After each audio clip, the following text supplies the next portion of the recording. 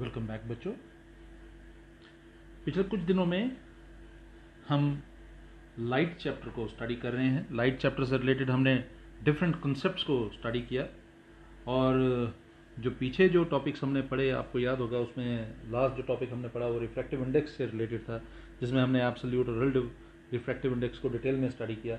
आज जो हम टॉपिक करने जा रहे हैं वो रिफ्रैक्शन से ही रिलेटेड है और टॉपिक का नाम है स्फेरिकल लेंसेज।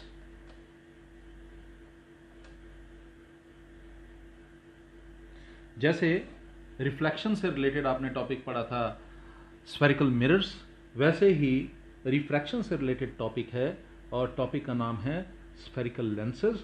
तो स्फेरिकल लेंसेज के बारे में मैं आपको बता दूं, ये ट्रांसपेरेंट ग्लास पीसेस होते हैं जो एक पर्टिकुलर शेप में अवेलेबल होते हैं। तो मैं आपको उनका पर्टिकुलर शेप बताता हूं, लेकिन उससे पहले आप समझिए। सपोज करिए हमारे पास एक ये स्फेरिकल ग्लास बॉल है और एक और स्फेरिकल ग्लास बॉल है, ओके, सेम साइज का। हाँ, ये आप ध्यान में रखिएगा कि यहाँ पर एक बड़ा और एक छोटा बन गया मेरे से, बट मुझे आप माफ़ कर सकते हैं क्योंकि मैं रफ में काम कर रहा हूँ और आप समझ सकते हैं कि ये गलतियाँ हो जाती हैं। तो जब आप दो ग्लास बॉल्स को इस तरह से मर्ज करते हो,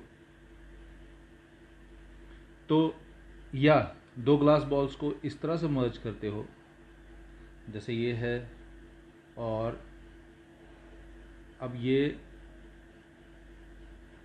तो ये जो पार्ट बना, इन पार्ट्स को भी कॉल स्फेरिकल लेंसेज। ठीक है, ये शेडेड पोर्शन और ये शेडेड पोर्शन, इसको हम स्फेरिकल लेंस बोलते हैं। तो ये शेडेड पोर्शन आप देख सकते हैं, ये कुछ इस तरह से बना हुआ है, ओके, और ये शेडेड पोर्शन कुछ इस तरह से बना हुआ है। तो ये हो गया और ये हो गया। आपने शेड नहीं करना, मैं वैसे शेड करके समझा रहा हूँ, आपको शेड नहीं करना है। ये है, इस तरह के लेंस को हम we call it convex lens, okay, we call it convex lens and this type of lens is known as concave lens. ये कॉन्केव लेंस है and this one is convex lens. So दो तरह के lenses आप पढ़ेंगे, एक concave lens और एक कॉन्वेक्स लेंस। कॉन्वेक्स लेंस ये है और कॉन्केव लेंस ये है। तो क्या प्रॉपर्टी है इसकी मैं आपको बता दूं। जो इसके एज हैं, ये एज, ये वाला पार्ट, ये शार्प है और बीच से ये उभरा हुआ है। अगर इसको आप साइड से देखेंगे तो ये कुछ इस तरह से आपको दिखाई देगा, ऐसे, ओके, ये आपको कुछ इस तरह से दिखाई देगा। अगर आप इसको साइड से देखेंगे इस तरह से, तो ये आपको बीच से उभरा हुआ दिखाई देगा, ओके। तो एजेस इसकी शार्प हैं और बीच में से ये उभरा हुआ है। लेकिन इसमें क्या होता है, इसकी एजेस जो हैं वो थिक होती हैं और बीच में से ये बिल्कुल थिन होता है। एजेस इसकी थिन है, बीच में से ये थिक है, एजेस इसकी थिक है और बीच में से ये थिन है। तो ये है कॉन्वेक्स लेंस, ये है कॉन्केव लेंस। कॉन्वेक्स लेंस, इसको हम एक और नाम से जानते हैं, इसको हम we call it converging lens, okay. इसकी प्रॉपर्टी होती है, कन्वर्जिंग प्रॉपर्टी होती है। It is also known as converging lens and this is also known as diverging lens. ये जब मैं आगे पढ़ाऊंगा तो आपको पता लग जाएगा कि इसको हम ऐसा क्यों बोलते हैं। तो देखते हैं। सपोज करिए ये आपके पास अब कुछ टर्म्स हैं जो इनसे रिलेटेड हैं। तो सबसे पहली टर्म जिसको हम स्टडी करेंगे वो सेंटर ऑफ कर्वेचर उसे कहते हैं। सेंटर ऑफ कर्वेचर आपको याद होगा, मिरर में भी था सेंटर ऑफ कर्वेचर। तो ये दो ग्लास बॉल से ये लेंस की फॉर्मेशन हुई, तो दोनों के सेंटर जो होते हैं उसको सेंटर ऑफ कर्वेचर ही कहते हैं। तो यहाँ पर भी होता है, यहाँ पर भी होता है, दोनों तरफ सेंटर ऑफ कर्वेचर होता है। और रीज़न आपको समझ आ गया होगा क्यों। C1 और C2, इनको हम बोलते हैं centre of curvature. So what is centre of curvature? Centre of curvature is the geometrical centre of the glass ball, ठीक है। Centre of curvature, geometrical centre of the glass ball of which the given lens is the part, या given lens जो है जिससे इसकी formation हुई है, उन ग्लास बॉल्स के सेंटर को हम सेंटर ऑफ कर्वेचर बोलते हैं। और लेंस के केस में मैंने आपको बताया 2 सेंटर ऑफ कर्वेचर होंगे। ये देखिए यहाँ पर भी 2 हैं, यहाँ पर भी 2 हैं, ठीक है। तो 2 सेंटर ऑफ कर्वेचर हम यहाँ पर कंसीडर करते हैं। उसके बाद हम बात करते हैं, तो अभी आपने क्या पढ़ा, you studied centre of curvature. आपने अभी सेंटर ऑफ कर्वेचर के बारे में पढ़ा, ये पहला। दूसरी चीज, अपर्चर क्या होता है। अपर्चर क्या होता है, ये पॉइंट है ए और ये पॉइंट है बी, ओके, ठीक है। ऐसे ही ए और बी, तो ये ए बी का जो शॉर्टेस्ट डिस्टेंस होता है, ये इसको हम अपर्चर बोलते हैं। और अक्सर ये क्या होता है, अपर्चर जो होता है, ये अगर मैं इसको लाइन से ऐसे जोड़ दूंगा ऐसे करके, अगर मैं इसको ऐसे जोड़ दूंगा ऐसे करके, तो ये 2 बराबर हिस्सों में बांट देगा। ये बड़ा सिमेट्री में होता है, ओके। तो ये ए बी जो है इस लेंस को 2 बराबर हिस्सों में बांट देगा, ये ए बी जो है इस लेंस को 2 बराबर हिस्सों में बांट देगा। So what do you mean by aperture? Aperture इन एंड पॉइंट्स को अगर आप ज्वाइन करते हैं, the aperture of a lens is the diameter of the circular edge. ये जो एज है, ओके, ये जो एज है इसका डायमीटर, इसको हम बोलते हैं, we call it aperture of lens. तो आपने पढ़ा centre of curvature of lens, aperture of lens. Centre of curvature 2 होते हैं, ये आपने याद रखना, ठीक है जी। तीसरी बात हम पढ़ते हैं और वो है प्रिंसिपल एक्सेस। प्रिंसिपल एक्सेस, तो प्रिंसिपल एक्सेस क्या होता है उसको देख लेते हैं। तो उसको देखने के लिए मैं आपको एक एग्जांपल समझाता हूं। सपोज करिए ये आपके पास एक कन्वेक्स लेंस है जिसको हम कन्वर्जिंग लेंस बोलते हैं। ये भी आपको पता लगेगा कि इसको कन्वर्जिंग लेंस हम क्यों बोलते हैं, इसी में आपको पता लग जाएगा।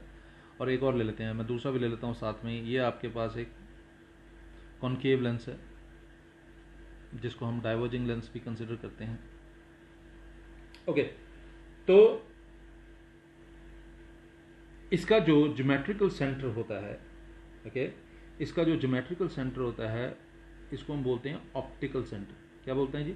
Optical centre. इसका ज्योमेट्रिकल सेंटर जो होता है ना, इसको हम बोलते हैं optical centre, okay.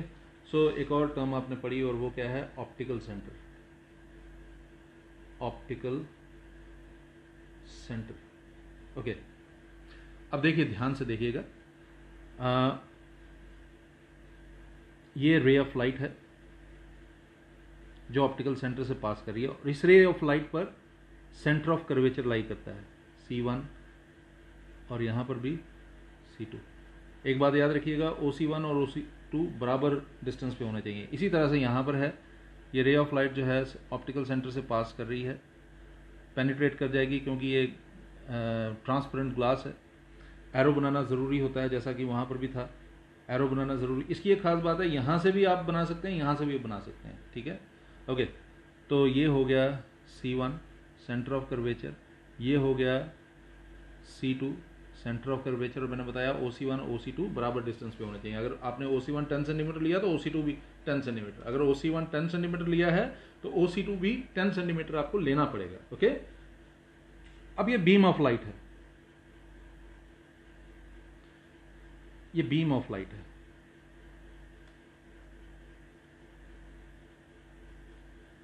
Okay. Mirror में भी आपने इस तरह से बनाया था, वहां लेंस की जगह मिरर था, आपको याद होगा। अब क्या होता है, लाइट स्ट्राइक्स, और सिंस ये लेंस है, ठीक है, तो यहां से it will bend like this, bends like this, okay, and passes through a common point. This common point is known as principal focus. This is known as principal focus, okay? एक common point से पास करते हैं, इसको हम बोलते हैं principal focus. Refraction हुआ और एक कॉमन पॉइंट से पास हुआ, प्रिंसिपल फोकस है। हाँ, अब आपके पास क्वेश्चन होगा, सर आप तो प्रिंसिपल एक्सेस बता रहे थे, तो प्रिंसिपल फोकस पर पहुंच गए, मैंने जानकर ऐसा किया। तो प्रिंसिपल एक्सेस क्या होता है, ऑप्टिकल सेंटर से पास करने वाली रे ऑफ लाइट जो बिल्कुल सीधी चली जाती है और जिसके ऊपर सेंटर ऑफ कर्वेचर्स और फोकाई लाई करती है। मैंने बोला foci, when we say foci that means it is plural of focus, यानी कि यहां पर एक फोकस नहीं होगा, आपके पास यहां पर एक फोकस नहीं होगा, आपको दो फोकस बनाने पड़ेंगे। एक यहां पर, जैसे सेंटर ऑफ कर्वेचर एक यहां पर एक यहां पर है, तो वैसे फोकस भी दो होंगे, एक यहां पर और एक यहां पर। तो ओके, ये दो फोकस हमने बना लिए।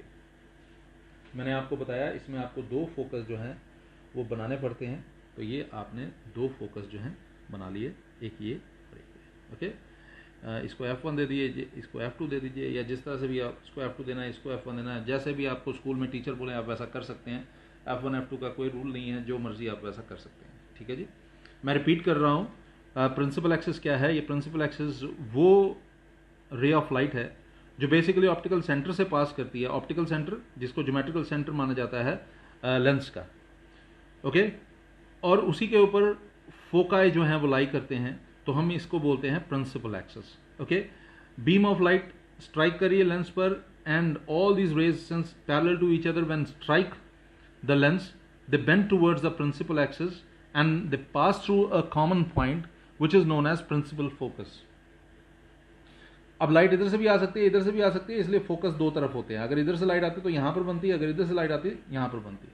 ठीक है, अब आपको समझ आ गया होगा कि इसको कन्वर्जिंग लेंस क्यों बोल रहे हैं, क्योंकि लाइट जो है वो कन्वर्ज हो रही है towards principal axis and passes through a single point which is known as focus.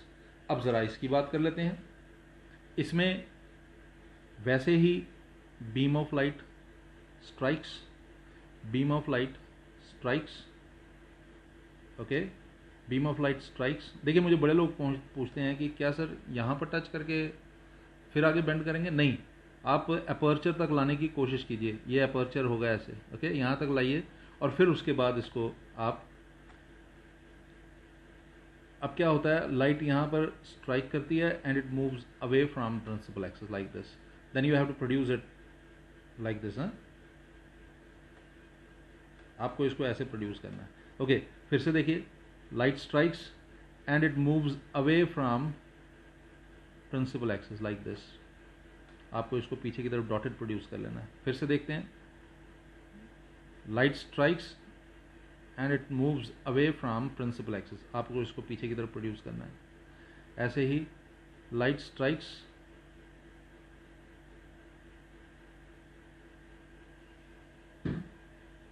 तो आपने देखा लाइट स्ट्राइक कर रही है, यहां पर सीधे चली जा रही है, प्रिंसिपल एक्सिस है, लाइट स्ट्राइक कर रही है, it is moving away from principal axis, strikes, moving away from principal axis, strikes and moves away from principal axis. So यहां पर आपको पता लग रहा है कि ये जो है डाइवर्जिंग लेंस क्यों है, क्योंकि यहां पर लाइट जो है वो डाइवर्ज हो रही है, it is moving away from the principal axis. So you studied 5 terms right now, you studied 5 terms: center of curvature, aperture, principal axis, optical center and what? Principal focus। okay, इसके अलावा आपने term पढ़ी converging lens और diverging lens, और इनको converging lens और diverging lens क्यों कहा जाता है ये मैंने आपको बताया। इसके अलावा मैंने आपको बताया 2 सेंटर ऑफ कर्वेचर्स होते हैं, ऐसे ही मैंने आपको बताया 2 प्रिंसिपल फोकस होते हैं, 2 प्रिंसिपल फोकाई होते हैं। ठीक है, तो ये है कंसेप्ट। अब थोड़ा सा और आगे चलते हैं, मैं आपको एक और चीज़ अभी आपको बताऊंगा और समझने वाली चीज़ है वो, थोड़ा सा आगे बढ़ते हैं। तो इसमें एक और चीज़ मैं आपको बता दूं और वो ये है कि ये F जो है प्रिंसिपल फोकस, ये मिड पॉइंट होता है OC2 का, यहाँ पर भी रेडियस ऑफ कर्वेचर एग्जिस्ट करता है। ठीक है जी, याद होगा आपको radius of curvature. Radius of curvature जो है इस ग्लास बॉल का रेडियस होता है, रेडियस ऑफ कर्वेचर हम उसको कंसिडर करते हैं। और यहाँ पर भी वो कंसेप्ट जो है वो इस्तेमाल में लाया जा सकता है कि रेडियस ऑफ कर्वेचर का हाफ होता है फोकल लेंथ। तो अगला है फोकल लेंथ, और उसको भी हम किससे रिप्रेजेंट करते हैं? स्मॉल एफ से, जैसे कि पीछे हम करते रहे हैं। तो फोकल लेंथ क्या होगा? ओ, फोकल लेंथ क्या होगा?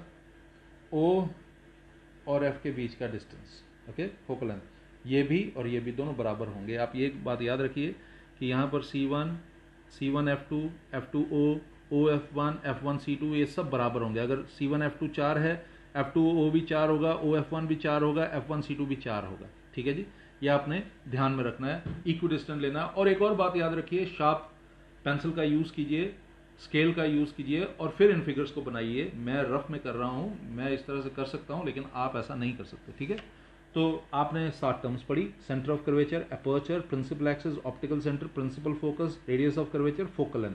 सेंटर ऑफ कर्वेचर, जो 2 ग्लास बॉल्स आपने लिया लेंस को बनाने के लिए, उनके सेंटर को बोलते हैं सेंटर ऑफ कर्वेचर।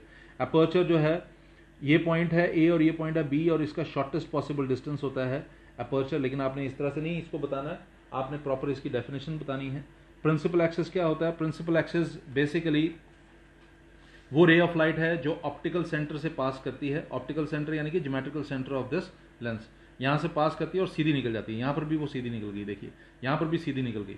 और इसी प्रिंसिपल एक्सिस के ऊपर सेंटर ऑफ कर्वेचर्स लाई करते हैं और फोकाई भी लाई करते हैं दोनों। ठीक है जी, तो principal focus, light strikes the lens and bends towards the principal axis. This point is known as and pass through a single point which is known as principal focus. Here it moves away from, light strikes the lens and move away from the principal axis. जब आप इसको पीछे की तरफ produce करते हैं, they meet these lines meet at a single point on principal axis which is known as principal focus. तो दोनों में आपको याद है कि मैंने बताया 2 principal focus जो है वो मौजूद होते हैं। टीचर अगर बोलेगा कि इसको F2 लेना है, इसको F1 लेना है, तो आप कर सकते हैं, उसमें कोई फर्क नहीं पड़ेगा। ठीक है जी, और फिर आता है रेडियस ऑफ कर्वेचर। इस स्फेयर का रेडियस जो है इसको रेडियस ऑफ कर्वेचर बोलते हैं। और फिर आता है फोकल लेंथ। फोकल लेंथ मैंने बताया ऑप्टिकल सेंटर और फोकस के बीच का डिस्टेंस जो है फोकल लेंथ है। मिरर में क्या था? पोल और फोकस के बीच का डिस्टेंस, और यहाँ पर ऑप्टिकल सेंटर और फोकस के बीच का डिस्टेंस जो है फोकल लेंथ है। और रिलेशन वही है कि R जो है वो 2 है F का। ठीक है जी, तो ये तो basic concept and some terms related to lens. Now let us move further. हम थोड़ा सा और आगे बढ़ते हैं। अब हम जो पढ़ने जा रहे हैं वो फॉर्मेशन ऑफ इमेजेस हैं कन्वेक्स लेंस में। फॉर्मेशन ऑफ इमेजेस, ठीक है। और किस लेंस की हम बात कर रहे हैं? कन्वेक्स लेंस की बात कर रहे हैं। ठीक है, अभी जो हम बात करने जा रहे हैं वो कन्वेक्स लेंस की बात करेंगे। तो कन्वेक्स लेंस का केस 1 क्या होगा वो स्टडी कर लेते हैं। केस 1 में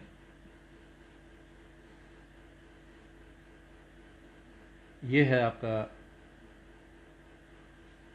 कन्वेक्स लेंस, ये है ऑप्टिकल सेंटर। ओके, आपने पहले ही लाइन के ऊपर बना लेना। ये फोकस पहले ही आप ले लीजिए, ये फोकस 1 है, ये फोकस 2 है। जिसको भी 1, 2 लेना है वो आप कुछ भी कर सकते हैं। और आपको याद होगा आगे सेंटर ऑफ कर्वेचर था, लेकिन इसमें आप सेंटर ऑफ कर्वेचर की जगह 2F लेंगे। Okay,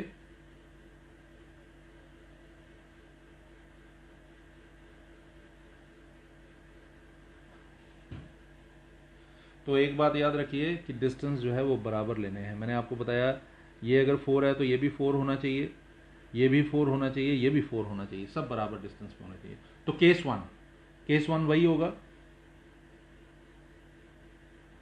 object at infinity. आपको याद होगा हम कॉनकेव मिरर पढ़ रहे थे, उसका पहला केस यही था, ऑब्जेक्ट एट इन्फिनिटी।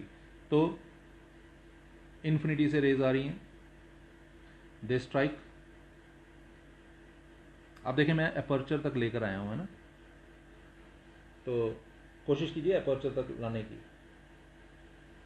और फिर it bends and passes through focus, it bends and passes through focus, it bends and passes through focus.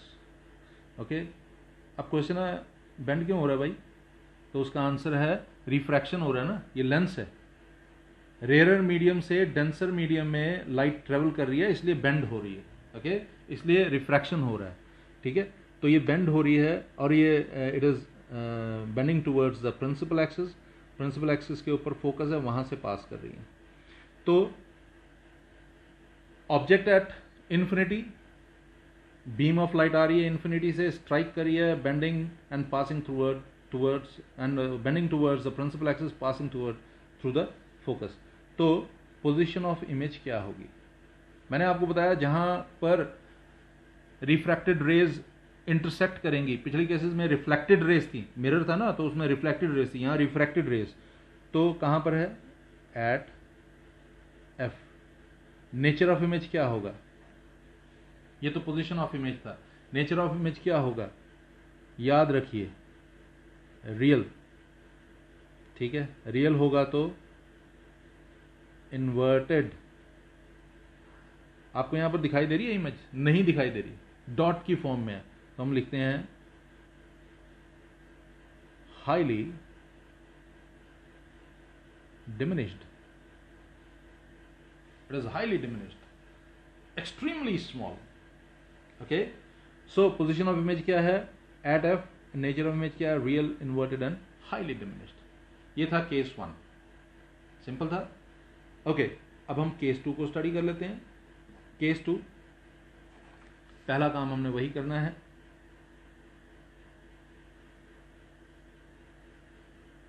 Lens बना लिया, ऑप्टिकल सेंटर, फोकस, और ये डबल फोकस 2f, यहां पर भी फोकस, यहां पर भी डबल फोकस 2f, ठीक है।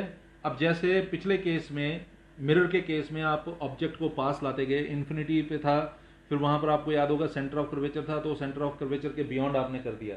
अब यहां पर भी कुछ इसी तरह से आपने करना है, you have to bring closer, ठीक है ना, आपको उसको ऑप्टिकल सेंटर के पास पास लाना है ऑब्जेक्ट को, आप पास लाते जाएंगे।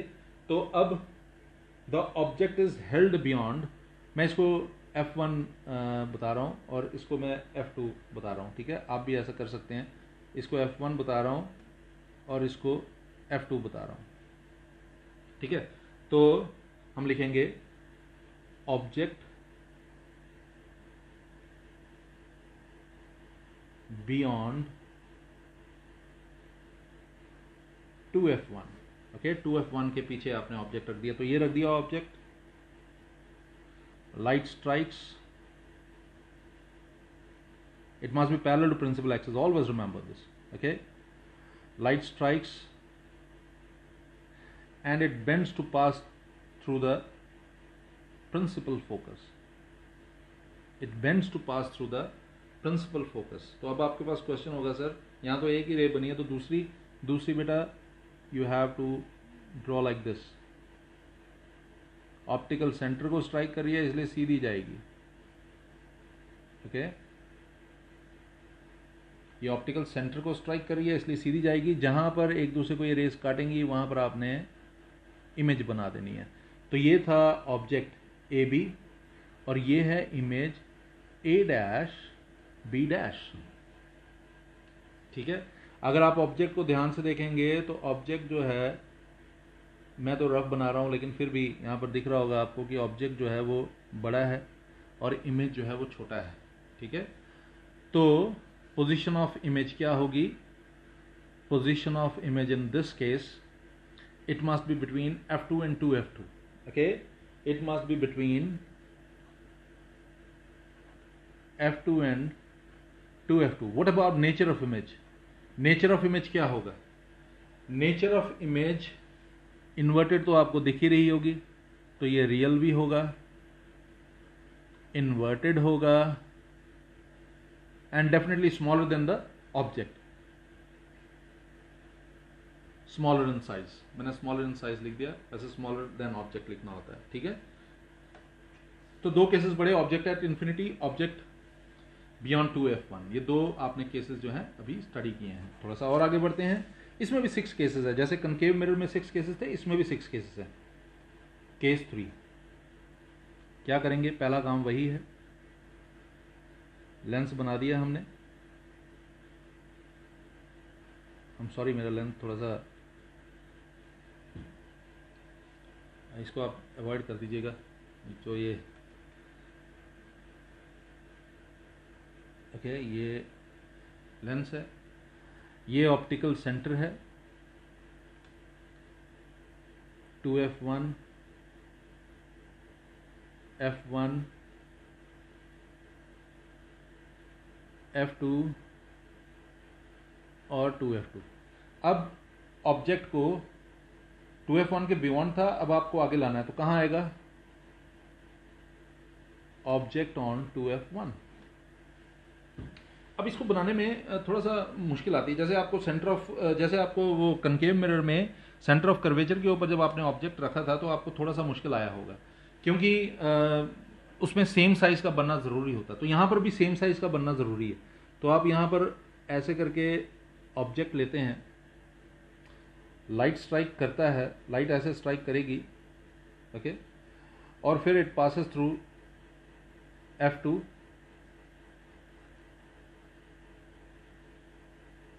ओके।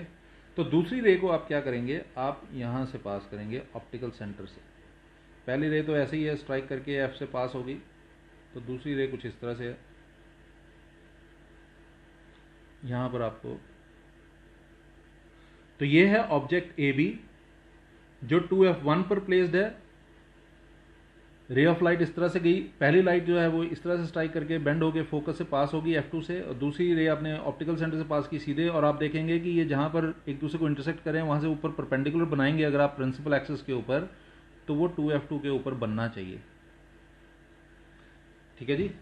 तो ये आपके पास इमेज बन गई A', B'। तो अब आपके पास पोजीशन क्या होगी इसकी? Position of image on 2f2। ठीक है जी, ये पोजीशन ऑफ इमेज है। तो नेचर ऑफ इमेज इसका क्या होगा? नेचर ऑफ इमेज वही है, रियल इन्वर्टेड, लेकिन खास बात क्या है यहां पर? साइज सेम होगा, सेम साइज। आपको याद होगा कनकेव मिरर में आपने ये जो केस किया था उसमें भी कुछ इसी तरह से था। सी के ऊपर ऑब्जेक्ट को प्लेस किया था, सी के ऊपर ही इमेज बनी थी, जो AB का साइज था वही A', B' का साइज था वहां पर भी। ठीक है जी, मुझे माफ कीजिएगा, यहाँ पर थोड़ी सी गलती हुई है, ये लाइन थोड़ी सी बाहर की तरफ आ गई। आप समझ सकते हैं मैं रफ काम कर रहा हूँ और इतनी गलती आप मेरी माफ कर सकते हैं। थोड़ा सा और आगे बढ़ते हैं। ये 3 केसेस हमने पढ़ा। अब ऑब्जेक्ट 2f1 पर आपने अगर यहां पर प्लेस किया था, तो अब आपको आगे बढ़ना है। 2f1 से आगे क्या आएगा? Between 2f1 and f1। तो देखते हैं वहां पर इमेज किस तरह की बनने वाली है। ठीक है, तो अब नाउ केस 4। केस 4 तो क्या करेंगे? सबसे पहला काम, ये है लेंस, ये है ऑप्टिकल सेंटर, 2f1, f1,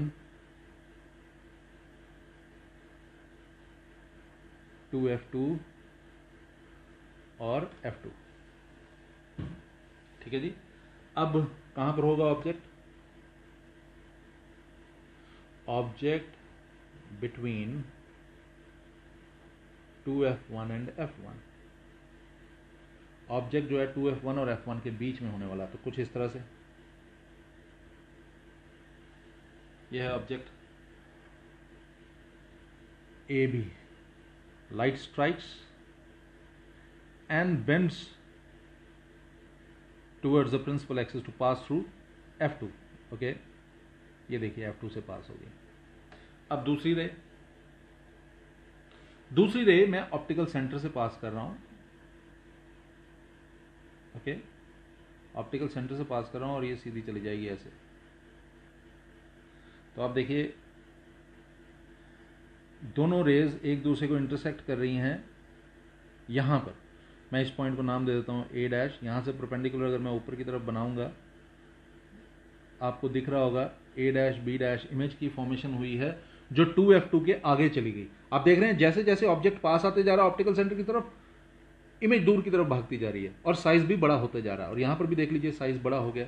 तो पोजीशन ऑफ इमेज क्या है यहां पर? पोजीशन ऑफ इमेज अगर आप यहां पर स्टडी करेंगे तो आपको क्या दिखाई देगा? It is beyond 2f2। I am sure you agree कि ये इट इज बियॉन्ड 2f2। एक बार 2f2 के आगे बनेगी। और नेचर ऑफ इमेज क्या होगा? नेचर ऑफ इमेज क्या होगा वो समझने वाली बात है। नेचर ऑफ इमेज देखने से ही पता लग रहा है कि रियल होगा।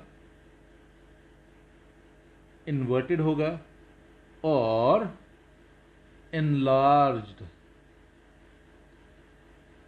ऑब्जेक्ट छोटा है और इमेज बड़ी है।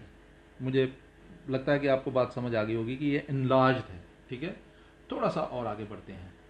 यहां पर जैसे जैसे ऑब्जेक्ट पास आते जा रहा है, देखते जा रहे हैं, इमेज दूर भागती जा रही है। ठीक है, केस 5। केस 5 इंटरेस्टिंग है, ध्यान से देखिएगा। इन सब से अलग ये लेंस थोड़ी गोल मटोल बन गई है,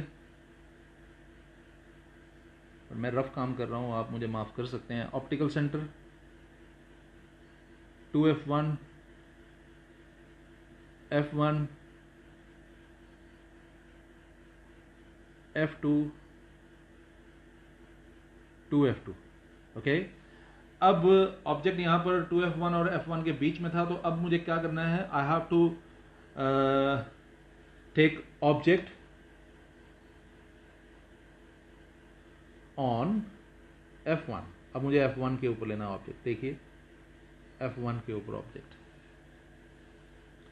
ठीक है जी, अब ऑब्जेक्ट, ये केस 5 है, ऑब्जेक्ट जो है आपने f1 के ऊपर लेना है। लाइट स्ट्राइक्स, बेंड्स,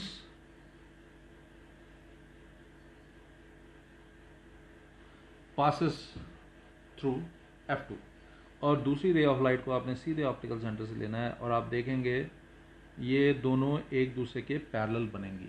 ओके, ये दोनों रेज एक दूसरे के पैरेलल बनने वाली हैं। तो ये है light strikes, bends to pass through f2 और सीधी चली जाएगी। ऐसे ही यहां से ये जो ऑब्जेक्ट है ये भी यहां स्ट्राइक करके ऑप्टिकल सेंटर को सीधे निकल जाएगी। तो इन्फिनिटी पे मीट करेंगी। ये कहां पे मीट करेंगी? इन्फिनिटी पे। तो हम इसके लिए लिखते भी हैं, क्या लिखते हैं? Position of image in this case is at infinity, position of image at infinity. So what about the nature of image? Nature of image, देख रहे हैं आप नीचे की तरफ जा रहा है तो इन्वर्टेड ही होगा। अगर हम बोल रहे हैं कि हमें दिख नहीं रहा है कहां मिलने वाला है, लेकिन हम कह रहे हैं इन्फिनिटी पे मिल रहा है, नीचे की तरफ जा रहा है, तो इन्वर्टेड ही बनेगा। प्रिंसिपल एक्सिस से नीचे की तरफ जा रहा है और इन्वर्टेड होगा तो रियल भी होगा। अब दिख नहीं रहा है, बड़ी दूर जाकर मिलने वाला है, तो हाईली मैग्निफाइड, ये फिगर हाईली मैग्निफाइड होने वाली है, एक्सट्रीमली मैग्निफाइड। ठीक है जी, तो आप देखिए मैंने कहा था ना ये उनसे अलग है थोड़ा सा, ये जो पहले 4 केसेस से अलग केस आपने ये स्टडी किया, मीट नहीं कर रहा है। ऐसा ही एक केस जो है आपने देखा होगा मिरर में भी था, जहां पर आपने यहां पर रखा था और इन्फिनिटी पे जाकर मीट हुआ था। चलते हैं केस 6। प्रिंसिपल एक्सिस बनाएंगे, लेंस बनाएंगे, ओके, ऑप्टिकल सेंटर बनाएंगे। 2f1 f1 f2 और 2f2। मैं आपको एक बार फिर से रिपीट कर दूं, मैंने बार बार ये रिपीट किया है, पेंसिल का यूज करें, स्केल का यूज करें, और ये जो डिस्टेंसेस हैं बराबर लें। इसका डिस्टेंस, इसका डिस्टेंस, इसका डिस्टेंस, इसका डिस्टेंस, सब बराबर लेने हैं आपने। अगर आपने OF1 4 सेंटीमीटर लिया तो F1 2F1 भी आपने 4 सेंटीमीटर लेना है, OF2 और 4 सेंटीमीटर, F2 और 2F2 ये भी 4 सेंटीमीटर। अगर 5 लिया तो सब 5 सेंटीमीटर। ओके, अब ऑब्जेक्ट यहां पर F1 के ऊपर था, तो अब क्या आएगा? Object between F1 and O, तो ऑब्जेक्ट यहां पर आ जाएगा। Okay, light strikes, bends and passes through the focus,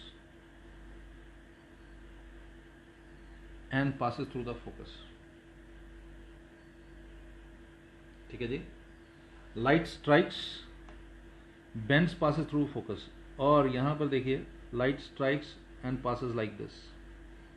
so both are moving away from each other. तो अब क्या होगा? ये तो नीचे तो नहीं मिलने वाली। अगर मैं पीछे प्रोड्यूस करूंगा तब शायद ये मिल जाए, तो अब मुझे इसको पीछे की तरफ प्रोड्यूस करना पड़ेगा। तो मैं इसको पीछे की तरफ प्रोड्यूस करूंगा, कैसे वो देख लीजिए।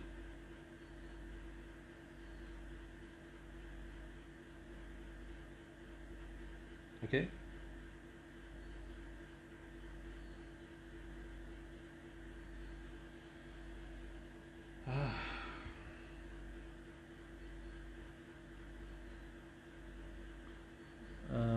मैं फिर से बता दूं, मैं स्केल का यूज़ नहीं कर रहा, इसलिए थोड़ी सी मुझे भी परेशानी आ रही है और आप इस बात को समझ सकते हैं। आप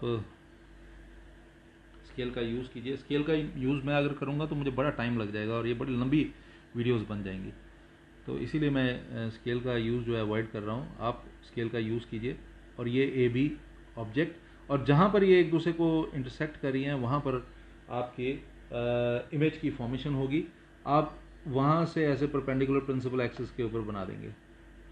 ओके, अब थोड़ा सा ये टाइटल में घुस गया है तो आप समझ सकते हैं। ए डैश बी डैश इमेज है। आपको एक और चीज़ बताता हूँ, किसी का ये इमेज जो है यहाँ पर बनेगा और किसी का दूर बनेगा, उससे कोई फर्क नहीं पड़ता, ये कहीं पर भी यहाँ पर बन सकता है, क्योंकि आपने लिखना भी कुछ उसी तरह से है इसके बारे में। तो ये ऑब्जेक्ट है, ये इमेज है, और आप देख रहे हैं ये इरेक्ट है। ओके, तो नेचर ऑफ इमेज में आपने एक चीज़ नोटिस की, ये इरेक्ट इमेज है। इरेक्ट इमेज के बारे में मैंने बताया हुआ है आपको, वो क्या होती है, वर्चुअल इमेज और इरेक्ट इमेज। और वर्चुअल है, इरेक्ट है, और ख़ास बात क्या है, ये मैग्नीफाइड है। अब आप बोलोगे सर एक चीज़ आपने मिस कर दी है, अगर आपको पता लगी हो, वो है पोजीशन ऑफ इमेज। ओके, तो पोजीशन ऑफ इमेज में हमें क्या लिखना है, what should we write. Position of image में हमने लिखना है, ये F1 के पीछे बनेगा, बियॉन्ड F1। ओके, F1 के तो पीछे बनेगा, on the same side of, on the same side of the lens as the object. ठीक है, एज द ऑब्जेक्ट। थोड़ा छोटा हो गया लेकिन आप सुनिए इसको। It is beyond F1। Okay, F1 के पीछे बनेगा। ये मेरे वाला तो 2F1 के भी पीछे बन गया, लेकिन अब मैंने बोला F1 के पीछे, तो हो सकता है यहां पर बने, या यहां पर 2F1 के ऊपर बने, या पीछे बने, कहीं पर भी बन सकता है। Beyond F1 but it should be on the same side. अब F1 बोल रहे हैं तो डेफिनेटली सेम साइड पर ही होगा, जिस साइड पर ऑब्जेक्ट है उसी साइड पर। ये लेंस है और इसके इस साइड पर ऑब्जेक्ट है, तो जिस साइड पर ऑब्जेक्ट, देखिए लेंस की दो साइड्स है ना, एक ये वाला पार्ट है, एक ये वाला पार्ट है। यहां पर आप ऑब्जेक्ट प्लेस करते रहे हैं, पहले जितने भी इमेजेस बने वो इस तरफ बने हैं, लेकिन ये पहला है जो इस तरफ बनेगा। और अबव प्रिंसिपल एक्सिस है, इसलिए हम बोलते हैं इरेक्ट है, वर्चुअल है, और डेफिनेटली ये साइज में भी बड़ा बन रहा है, तो इसलिए हम इसको मैग्नीफाइड भी कंसिडर करेंगे। तो ये मैग्नीफाइड इमेज है। मुझे उम्मीद है कि आपको ये टॉपिक बड़े अच्छे से समझ आ रहा होगा।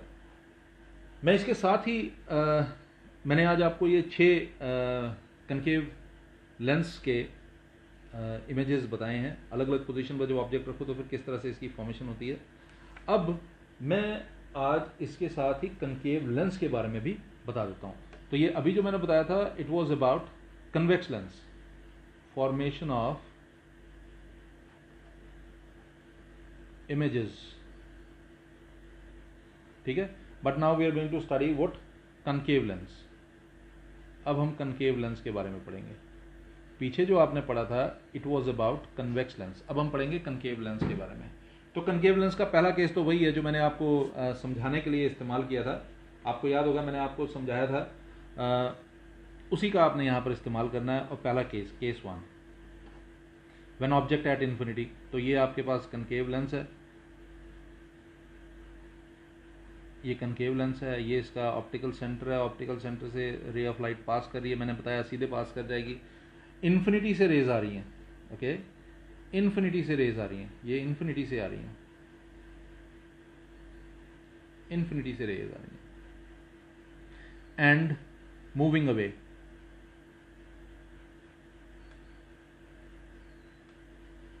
Light strikes and moves away. तो आपने इसको पीछे की तरफ प्रोड्यूस कर लिया ताकि वो फोकस से पास करे। फिर देखते हैं, light strikes and it moves away, तो आपने इसको पीछे की तरफ प्रोड्यूस कर लिया। ऐसे ही light strikes and it is moving away from principal axis. Optical centre वाला जो है वो सीधे जा रहा है बस, क्योंकि ये प्रिंसिपल एक्सेस है. ओके, अब यहां पर भी देख लें.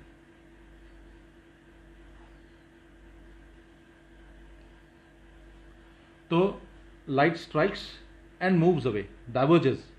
तो आपने इसको पीछे की तरफ प्रोड्यूस करना, जहां से ये पास करेगा उसको हमने प्रिंसिपल फोकस नाम दे दिया हुआ है. ठीक है जी, ये है principal focus. So when the object, when object at infinity, object जब इंफिनिटी पे हो तो पोजीशन ऑफ इमेज क्या होती है? Position of image at F. ठीक है जी. नेचर ऑफ इमेज क्या होती है बताने की जरूरत नहीं है. नेचर ऑफ इमेज जो है वो कन्वेक्स में, याद रखिए, हमेशा वर्चुअल ही होगा. यहां दिख नहीं रहा है लेकिन वर्चुअल ही होगा. वर्चुअल होगा तो इरेक्ट ही होगा, और यहां पर दिख ही नहीं रहा है तो हाईली डिमिनिश्ड, या हाईली डिमिनिश्ड है. ठीक है जी, हाईली डिमिनिश्ड. तो इसमें दो ही केसेस हैं. जैसे आपने पीछे पढ़ा था कन्वेक्स मिरर में दो केसेस थे, वैसे ही यहां पर दो केसेस हैं. केस 2, यही प्रिंसिपल एक्सिस, वही हमारा प्यारा कॉन्वेक्स लेंस.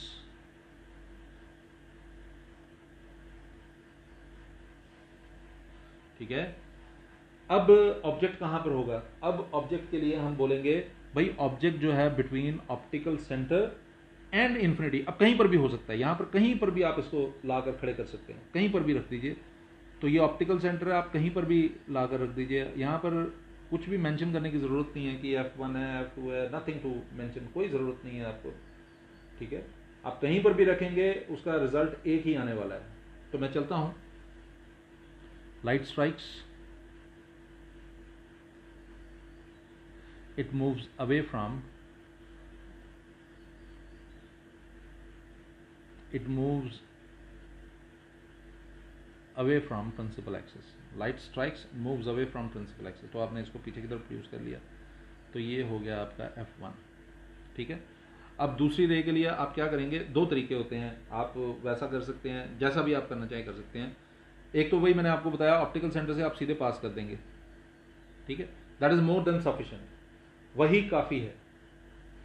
ठीक है. तो वरना आप जिस तरह से भी इसको करना चाहें कर सकते हैं. मैं उसी तरह से आप कर रहा हूं. ऑप्टिकल सेंटर से सीधे इसको पास कर दूंगा. आप देख रहे हैं ये लाइट स्ट्राइक करके रिफ्रैक्ट हो रही है ऊपर की तरफ, आपने पीछे की तरफ प्रोड्यूस किया, और ये ऑप्टिकल सेंटर से जो पास कर रही है ये बिल्कुल सीधी निकल रही है, और ये दोनों एक दूसरे को इस पॉइंट पर कट कर रहे हैं. तो ये ऑब्जेक्ट था ए बी, और यहां पर आपने क्या करना है? इमेज की फॉर्मेशन कर देनी है. ये है ए डैश बी डैश. ठीक है. तो केस 2, ऑब्जेक्ट बिटवीन, क्या लिखेंगे? Object between optical centre and infinity. Optical centre and infinity. और पोजीशन ऑफ इमेज क्या है? पोजीशन ऑफ इमेज है बिटवीन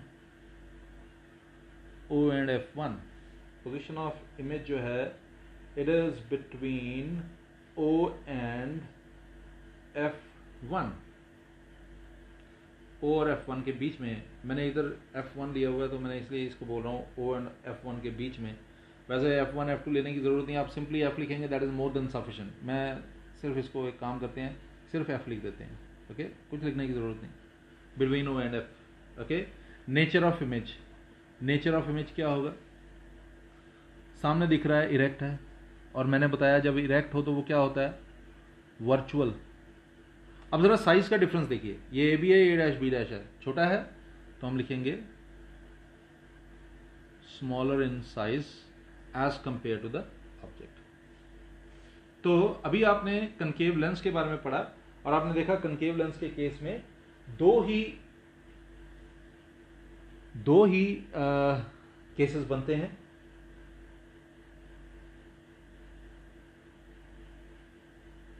इन दोनों केसेस को खास बात यह है दोनों केसेस की, दोनों में वर्चुअल और डायरेक्ट इमेज बन रही है। एक में हाईली डिमिनिश्ड है और एक में स्मॉलर इन साइज है, ज़्यादा डिमिनिश्ड नहीं है लेकिन है, डिमिनिश्ड है, ठीक है। तो इस तरह से आप इसके बारे में पढ़ रहे हैं। और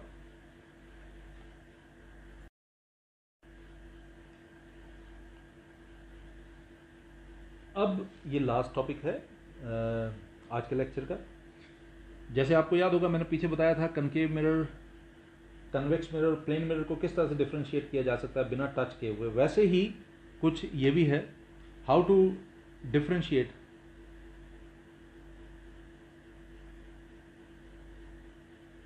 distinction between concave and convex lens without touching, okay? आप बिना हाथ लगाए हुए, हाथ लगाएंगे तो पता लग जाएगा, हाथ लगाएंगे तो कैसे पता लग जाएगा? अगर एजेस जो है शार्प है और बीच में से थिक है तो पता लग जाएगा भाई ये जो है कन्वेक्स लेंस है, और अगर एजेस मोटी हैं और बीच में से वो थिन है तो पता लग जाएगा कि ये कनकेव लेंस है। अब बिना टच किए हुए किस तरह से आप बता सकते हैं वो आप इसमें समझेंगे, distinction between convex lens and concave lens. तो आप क्या करेंगे, दोनों लेंसेज को किसी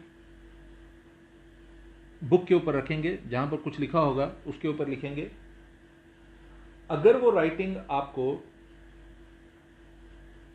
बड़ी दिखाई देगी, अब देखिए मैं आपको बताऊं, एक जब भी आप बात करते हो कन्वेक्स लेंस के केस में, कॉन्वेक्स लेंस के केस में क्या होता है, एनलार्ज्ड इमेज होती है, ओके? कब? Between optical centre, when object is between optical centre and principal focus, okay? जब कभी आप कन्वेक्स लेंस लेंगे, उसको किसी नोटबुक के ऊपर रखेंगे या जैसे बुक के ऊपर रखेंगे, तो आप देखेंगे वो जो लिखा होता है ना, वो आपको बड़ी बड़ी इमेज दिखाई देने लग जाएगी, ज़्यादा बड़ा दिखाई देने लग जाएगा। ऐसा क्यों होता है? जब आप ऐसा करते हैं तो आप एक्चुअली क्या कर रहे होते हैं, ऑप्टिकल सेंटर और फोकस के बीच में रख रहे होते हैं ऑब्जेक्ट को, और वहाँ पर ऑब्जेक्ट क्या हो गया? ऑब्जेक्ट हो गया वो राइटिंग। जैसे अगर एक लेटर लिखा हुआ है, जैसे ये लिखा हुआ है और आपने इसके ऊपर एनलार्ज लिखा हुआ है और एनलार्ज के ऊपर आपने यहाँ पर सपोज करो कन्वेक्स लेंस लग दिया, तो ये जितना बड़ा है ये उससे बड़ा दिखाई देने लग जाएगा, तो ये ऑब्जेक्ट होगा, ठीक है? ये ऑब्जेक्ट होगा। इसके ऊपर आपने लेंस रख दिया तो जो दिखाई दे रहा है वो एक्चुअली इमेज है। तो ऑब्जेक्ट को आपने ऑप्टिकल सेंटर और फोकस के बीच में रखा, इसीलिए इमेज आपको बड़ा दिखाई दिया। लेकिन अगर आप कनकेव का केस लेते हैं, कनकेव लेंस का केस लेते हैं, तो कनकेव लेंस में तो कहीं पर भी आप रखें आपको छोटा ही दिखाई देने वाला है, आपको याद होगा। और पर्टिकुलरली उधर जब आपने ऑप्टिकल सेंटर और इन्फिनिटी के बीच में रखा था तो वो भी जो इमेज बनी थी वो बड़ी छोटी थी। तो इस तरह से बिना टच किए हुए आप कनकेव लेंस और कन्वेक्स लेंस को डिफरेंशिएट कर सकते हैं।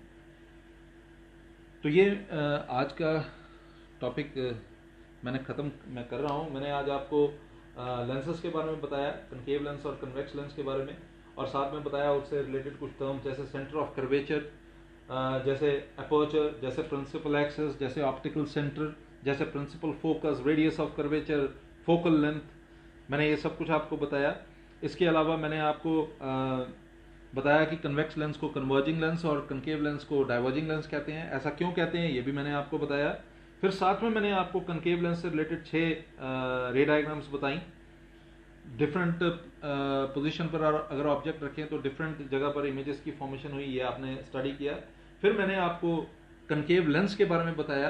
पहले कन्वेक्स लेंस की 6 इमेजेस हमने डिस्कस की रे डायग्राम की, फिर कनकेव लेंस की हमने 2 इमेजेस डिस्कस की, उसमें 2 ही इमेजेस की फॉर्मेशन हुई, और लास्ट में अंत में मैंने आपको बताया कैसे आप डिस्टिंग्विश कर सकते हैं कनकेव और कन्वेक्स लेंस को बिना टच किए हुए।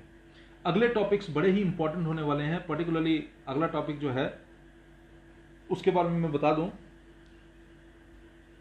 उसमें हम लेंस के लीनियर मैग्निफिकेशन को पढ़ेंगे, पावर ऑफ लेंस के बारे में पढ़ेंगे, लेंस फॉर्मूला क्या होता है ये पढ़ेंगे।